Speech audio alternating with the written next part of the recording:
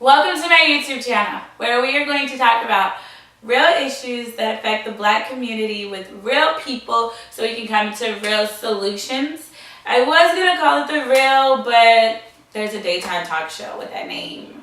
Probably why I thought it was so awesome. I'm like, oh, it's already on TV. But anyway, still thinking of a name. If you have any suggestions, text me, let me know. Like, I'm open to pretty much anything at this point. Anyway, my first video is called Define Pretty. So I was at a Brooklyn arcade and I went up to some strangers. Some people were my friends because all the strangers were not willing to meet in my video. And I talked to people of color about their definition of pretty, or the definition of pretty, I guess. And just how do you know? What are the rules? What are the guidelines? How do I know if I'm pretty? How do I know if other people are pretty? And these are their answers. Some of them are funny, a lot of them are insightful, but all of them are real. So definitely watch the whole video. Let me know what you think, and at the end, tell me your definition of pretty or what you thought about their definition of pretty. Thanks.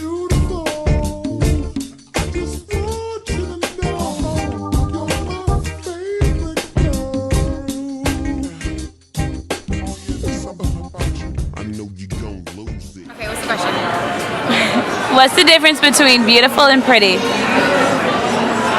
Okay, I think beautiful comes from within and pretty is just like on the outside. So like, if you're beautiful, it has to do with your personality. It has to do with like who you are on the inside versus like pretty. Like anyone can be pretty, but to be beautiful, you have to have like something coming from within. Pretty is strictly physical. I feel like beautiful means your mind, your body, your soul, your personality. I feel like somebody can be pretty, but they cannot be beautiful. Pretty could be anyone, and beautiful is like a certain soul to be, like a certain person. Well, I feel like being beautiful is like, when we say it's like, it means a lot more than being pretty. It's like, you ever say like if you're saying a girl's pretty, that means like beautiful, you like love her, because that's a big word right there. You love her, you said? No, if you say beautiful, it's like saying you like love the person, like if they're beautiful. Pretty, just like you can say anything's pretty. How do you determine if you're pretty? I just know I'm pretty. The way I look in the mirror, the way I feel, my mood. It's just a feeling for me, because I know. I look at myself every day, I'm like, girl, stop playing. You're beautiful, you're pretty. Like, it's just the vibe that I have, around everyone else, and that I'm pretty.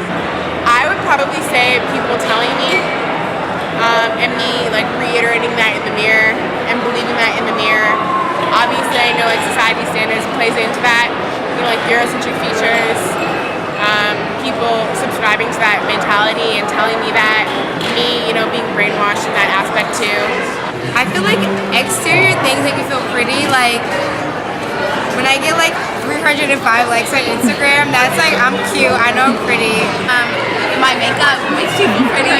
What I wear that day makes me feel pretty. A random compliment makes me feel pretty. What makes me feel beautiful? I'm assuming is your next question. Nope. That's so gorgeous. Look at how pretty your smile is, since we're using the word pretty. How do you determine if a female is pretty, if a woman is pretty? Well, I think that's a very subjective question, right? So I think pretty is different for people, from person to person. But I think when I say someone's pretty, it usually means, you know, when I first meet them, or if I see them, if I know them, their presentation or their appearance is striking. So like, wow, I'm struck by how pretty they are, or their looks. Maybe it's, you know, certain features about them. If she like has a pretty like big ass, I guess, that's like pretty. The ass just in, like if she's beautiful, she has to like have everything. Like she has to be like good personality. I'm not saying she also has to have like all sexually looking all good and everything, but like that's what I see, like different between pretty and beautiful. What role do you think society and the media plays into determining if a girl feels pretty? Probably like makeup and like sexualization, and like it sexualize a lot of things. But like if you're not thick, you're not good for the society for some reason. I think society tries to define based on models, who gets the most Instagram likes, who gets the most clout. Like society tries to define that by saying, yo, you should look like this or you should look like this. Where The idea of someone being beautiful, they fit that general mold of being blonde, generally Caucasian, slim, rather tall but not too tall, because if you're too tall, it's unattractive because you're taller than a guy. So it's definitely a very man-driven idea of beauty. What guidelines do you think people use when they tell you that you're pretty?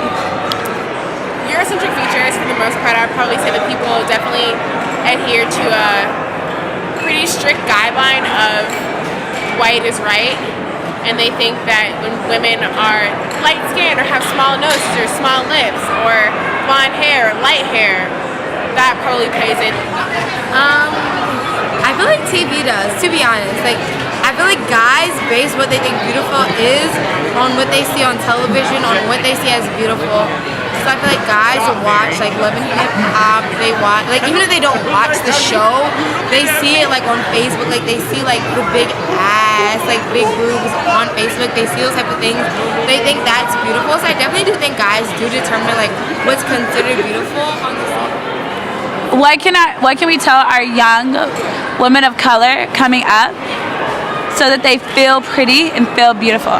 Just be yourself. Because like most of the cultures other than black culture try to appropriate us anyway, so what's the point in changing? You're already born with it. I feel like I want to see confidence. Like, no matter what you look like, I want to see that you walk into a room and you're like, I'm the baddest bitch up in here. You can't tell me nothing. And I feel like if you don't walk into a room with that, then you automatically are at a loss. If you walk into the room thinking you're not the cutest thing, then you're already at a loss. If you think that pretty is being like intelligent and being confident, and that's your pretty. And at any given moment, that has to remain your pretty. I think it just has to be consistent. So I think the biggest thing, besides this idea of strengthening someone in their ethnicity or their race, is this idea of just confidence in general and a sense of security within oneself.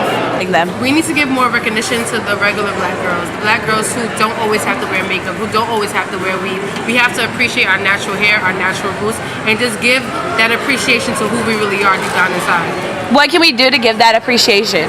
We need to uplift, we need more upliftment. We need to uplift them. Like, with the way we share Kim Kardashian's picture and we share Nicki's picture, we need to share beautiful black women's pictures just like that. The regular black women of everyday life, we need to share those pictures. We need to like those pictures. We need to give more clout to those pictures and those people in general. I feel like to have a revolution, we need to make people feel uncomfortable. So we need to wear, natural hair. We need to wear bright lipstick on our big lips. We need to do the things that people tell us not to do specifically. Obviously, I know that I have not progressed to that point in my own lifestyle. Me neither, no problem. But the thing is, that's part of the problem. I don't feel comfortable doing that for myself, and I'm telling other people to do that too. But for there to be a revolution, we need to take a hold of what people are telling us and flip it. And not even be yourself, be extra, so that people who are themselves can pass.